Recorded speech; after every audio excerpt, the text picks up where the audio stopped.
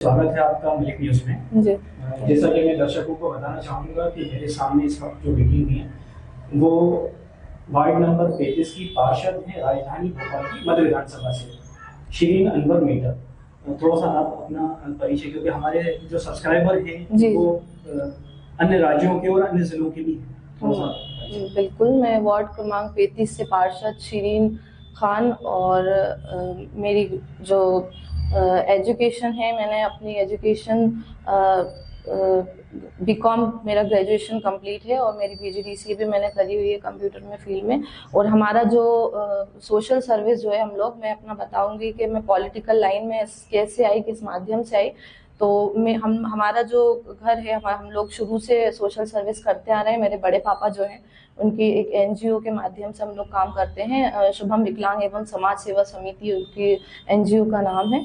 तो वहाँ से हम लोग ने स्टार्टिंग शुरुआत हम लोगों ने वहाँ से करी थी और मैं शुरू से उनसे जुड़ी हुई थी। उसके बाद पूर्व में मेरे पापा जो हैं वो पार्षद रह चुके हैं वार्ड क्रमांक 35 से, और उसके बाद उनके कामों को देखते हुए मेरा इन्वॉल्वमेंट उनके साथ ज़्यादा हुआ। उसके बाद मुझे जो मेरा समाज सेवा का काम था और लोगों के बीच सक्रियता थी जो, उसको देखते हुए हमारे मध्य क्षेत्र के विधायक आरिफ मसूद साहब ने कांग्रेस पार्टी से मुझे टिकट दिया और हमारे क्षेत्र की जो जनता है वार्ड क्रमांक 35 की, उन्होंने मुझ पर भरोसा करके मुझे वार्ड 35 से जिता के लाए, पार्षद बनाया। बात करें अभी मध्य विधानसभा की जी। तो आप 1.5 वर्ष से यहाँ पर पार्षद हैं। जी।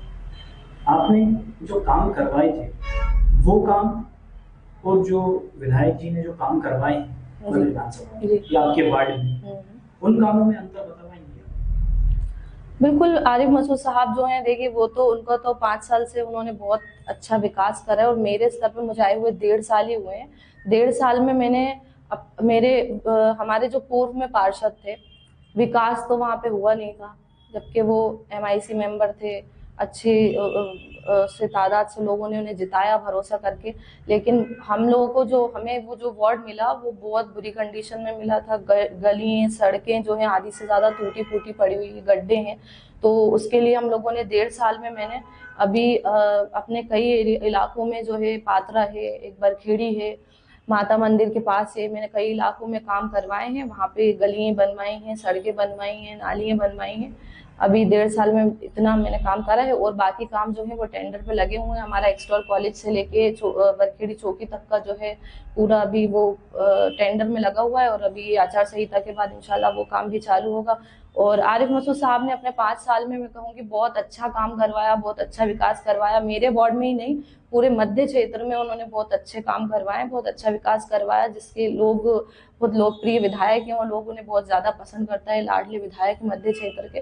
क्योंकि आप देखिए कि 2 साल तो उनका कोरोना में चले गया। कोरोना में भी वो घर में नहीं बैठे सुकून से, उन्होंने उसमें भी लगातार काम करा, लोगों को जो भी घर घर जो भी सुविधाएं थी वो पहुंचाई। तो कोरोना काल में भी उन्होंने बहुत अपने काम करे। उससे हटके उन्होंने कई रोड बनवाए, कई सड़कें बनवाई, कई चौराहों का सौंदर्यकरण करवाया। बहुत अच्छा विकास कार्य आरिफ मसूद साहब ने भी करवाया उनके स्तर पे, और मेरे स्तर पे भी मैंने बहुत अभी 1.5 साल में बहुत ज्यादा काम करवाया। अगर आरिफ भाई की बात करें तो उनके पास पुराना भोपाल और नया भोपाल दोनों है जी। उसमें किस तरीके से उनका काम करने का तरीका है, किस तरीके से उन्होंने महिलाओं तक और युवाओं तक अपनी आवाज को, अपनी मदद को पहुंचाया है? देखिए, धर्म के नाम पे आरिफ भाई वो व्यक्ति नहीं है जो धर्म के नाम पर राजनीति करें। ये मैंने इतने टाइम में रह के उनको समझ लिया है और लोग भी जितने हैं सब जानते हैं कि उनका ये नेचर ही नहीं है। जब वो चुनाव उन्होंने लड़ा था, इलेक्शन उन्होंने अपना अभी 5 साल पहले लड़ा था, उस टाइम लोगों के बहुत से लोग थे जो कह रहे थे कि ये मतलब मुस्लिम धर्म के हैं तो ये और लोगों का काम ना सुनेंगे ना करवाएंगे। लेकिन उन्होंने एक ऐसी मिसाल कायम की है, मैं कहूँगी कि उन्होंने अभी उनसे हर धर्म, हर समाज के, हर धर्म के लोग जो है उनसे जुड़े हुए हैं और उनको बहुत उनकी एक आवाज़ पे खड़े हो जाते हैं।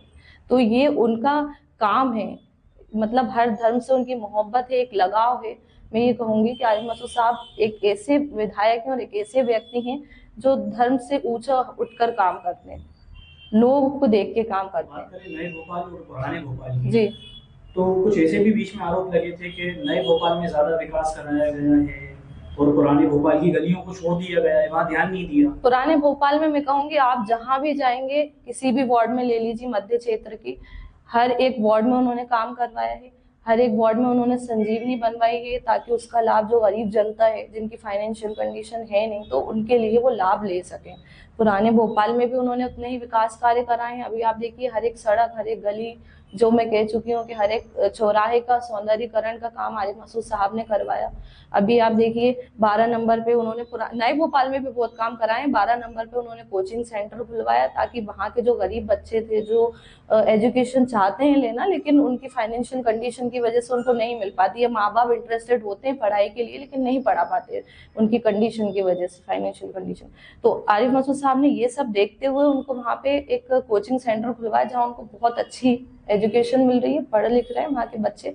और आरिफ मसूद साहब ने पुराने भोपाल में भी बहुत विकास कार्य करवाए। आप देखिए, जो चौराहे, जो गलियां जिनमें कल तक अंधेरे पड़े पसरे पड़े रहते थे, आधे से ज्यादा आज रोशन है। आप मध्य क्षेत्र की हर एक रोड देख सकते हैं, हर एक गली देख सकते हैं, जो आरिफ मसूद साहब ने बनवा दी। तो काम आरिफ मसूद साहब ने ना नए ना पुराना, मैं कहूँगी भेदभाव कहीं नहीं करा उन्होंने। हर जगह उन्होंने विकास कार्य कराए, चाहे वो नया भोपाल हो या पुराना भोपाल हो। उन्होंने पूरे मध्य क्षेत्र में विकास बहुत अच्छा करवाया। चुनाव प्रचार की बात करें अगर हम, तो एक बहुत बड़ा हजूम जी, बहुत बड़ी जनसंख्या में लोग उनके साथ थे, तो वो उस भीड़ के पीछे का सच क्या है? यही सच है कि आरिफ मसूद साहब दिल से हर एक व्यक्ति से जुड़े हुए हैं।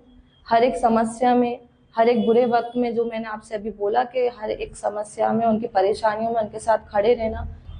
देखा जाए कि वोटिंग परसेंटेज की अगर बात करें, तो आपका जो वोटिंग परसेंटेज था वो बहुत ही कम था, लगभग 800 और 1200 के वोटिंग के परसेंटेज से आप विजय हुई हैं। जी जी। तो इस बार आपके वार्ड से कितने वोट मिले हैं?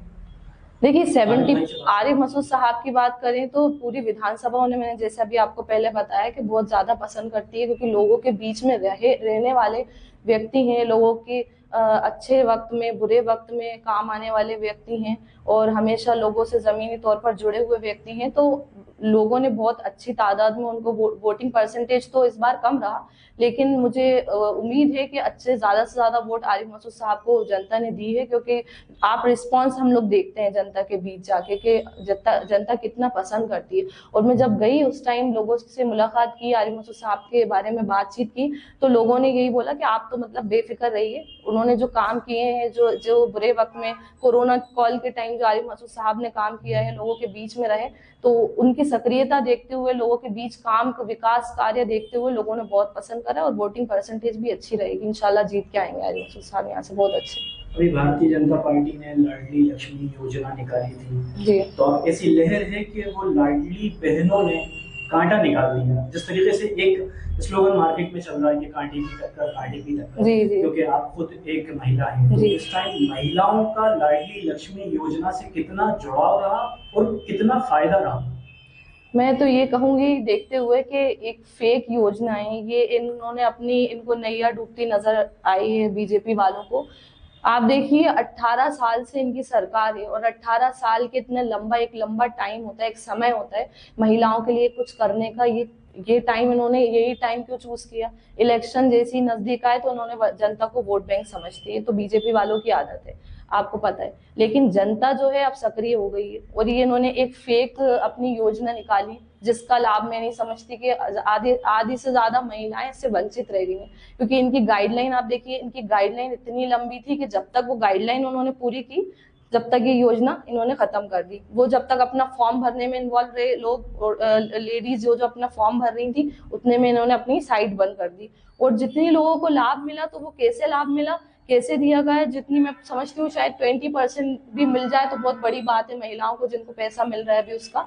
तो वो पैसा वो दे रहे हैं, जो विकलांग पेंशन जो विकलांग पेंशन है, वृद्धावस्था पेंशन है, वो रोक के आप उसका पैसा दे रहे हैं। तो जनता को ये समझने की जरूरत है कि एक हाथ से आपसे लेके दूसरे हाथ में आपके दे रहे हैं, और जनता समझदार है, ये चीज समझ गई है। तो ये तो मैं समझती हूँ कि बेकार योजना थी, फेक योजना थी, जिसका लाभ इन्हें कहीं से नहीं मिलेगा, क्योंकि महिलाएं बहुत परेशान है। आप जब इलेक्शन आते हैं तो आप इनको सेल्फ डिपेंड बनाने की, महिलाओं को, और हमारे आप यंगस्टर्स की भी मैं बात करूंगी कि हमारे जो पढ़े लिखे नौजवान भाई हैं, जो उनके लिए आपने क्या करा? अभी तक बेरोजगारी घूम रहे हैं। जब आपके इलेक्शंस आते हैं उस टाइम पे आप बात करते हैं कि इनको रोजगार दिलाएंगे, और जब टाइम आता है इलेक्शन के बाद जीत के आप आते हैं तो आप वही घोषणाएं रहती हैं, जमीनी हकीकत कुछ होती नहीं है। बाद में अब हमारे मोदी जी प्राइम मिनिस्टर जो हैं वो ये कह रहे हैं, अभी उन्होंने अपने इलेक्शन में अभी 5 साल पहले उन्होंने घोषणा की थी कि 15-15 लाख हर व्यक्ति को मिलेंगे। अभी तक आए क्या, आप बताइए? एक के भी अकाउंट में, किसी के भी अकाउंट में नहीं आए। तो ये सिर्फ घोषणाएं होती हैं इनकी, और जमीनी तौर पर हकीकत ये है कि कोई काम नहीं होता। तो ये सिर्फ उनका सहारा था, मैं ये समझूंगी कि उनको अपनी डूबती नैया नजर आई है, तो उसका उन्होंने सिर्फ सहारा लेके कि लोगों को बेवकूफ बनाने का काम किया, जो मैं समझती हूँ कि बिल्कुल नाकाम रही है उनकी ये योजना।